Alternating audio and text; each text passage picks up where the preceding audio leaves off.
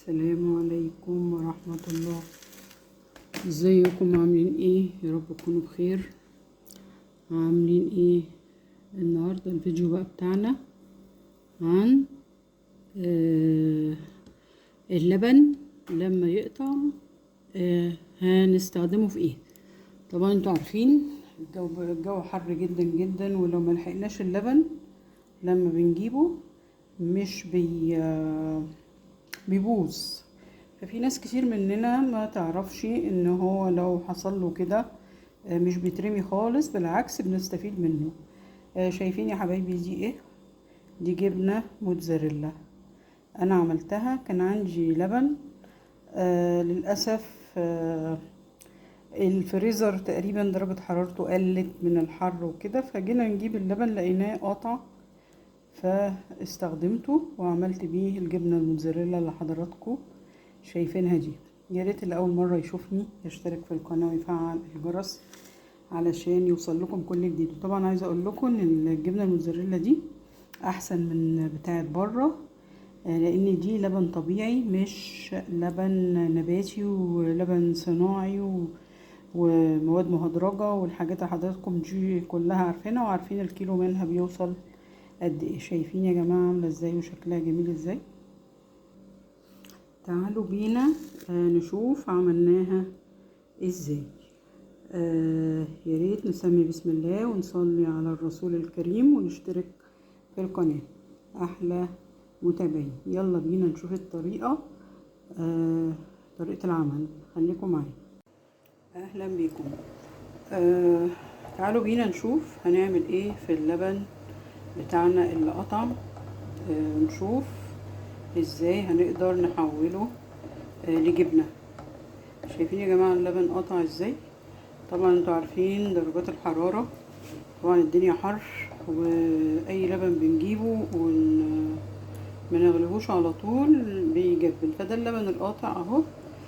فطبعا احنا اتعودنا ان احنا ما نرميش اي حاجة ونستفيد من الحاجة بتاعتنا. هنحوله لجبنة موتزاريلا. تعالوا نشوف ازاي، خليكم معايا.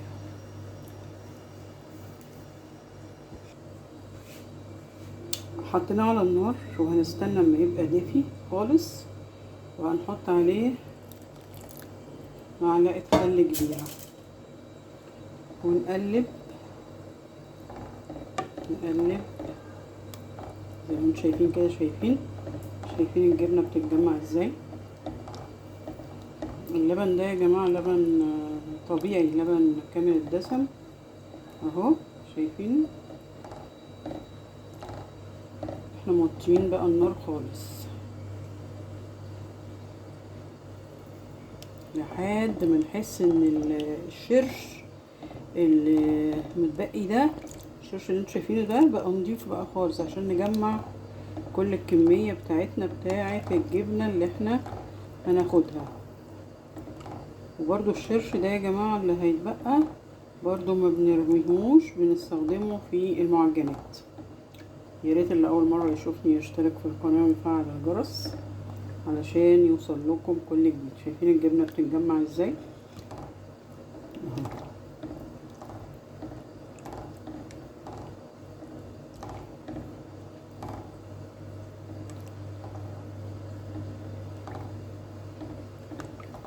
هنجيب بقى مصفى علشان نصفي،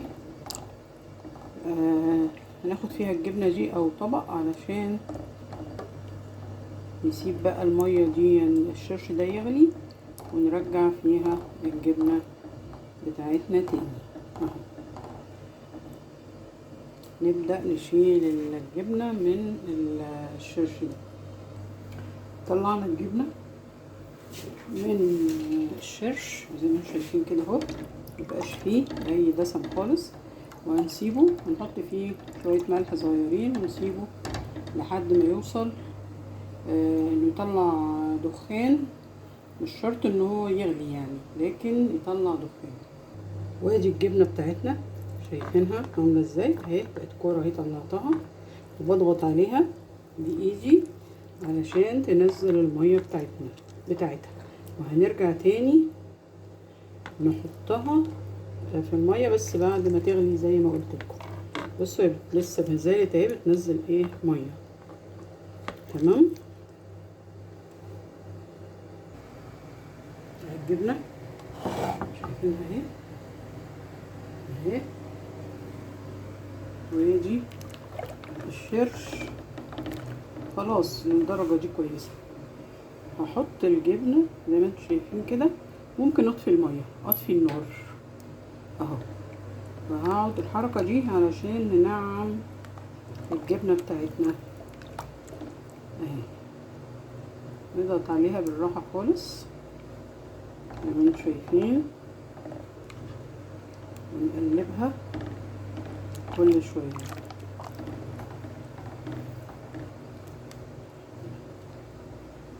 حبيت بس اوريكم ان اللبن اللي يقطع طبعا خلاص مبقاش في حاجه اسمها نرمي اللبن. اللي يقطع اللبن بتاعنا كله خير يا جماعه وكله فوائد، وحتى اللي بيقطع بنستفيد منه. طبعا انتوا عارفين دلوقتي الجبنه الموتزاريلا دلوقتي وصلت كام، وده كمان النباتي مش الحيواني، مش بتاعه اللبن الطبيعي بتاعنا.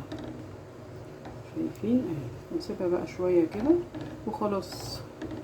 هناخدها نحتفظ بيها بقى في الفريزر شويه، وبعد كده نبقى نبشرها.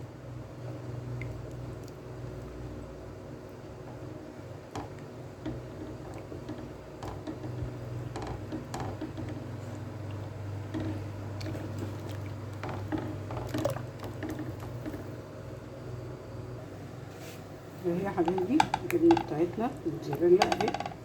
بصوا حته حلوه اهي. نضغط عليها كده، دي فم مصفى عشان نصفي منها. نسيبها بقى تبرد ونحطها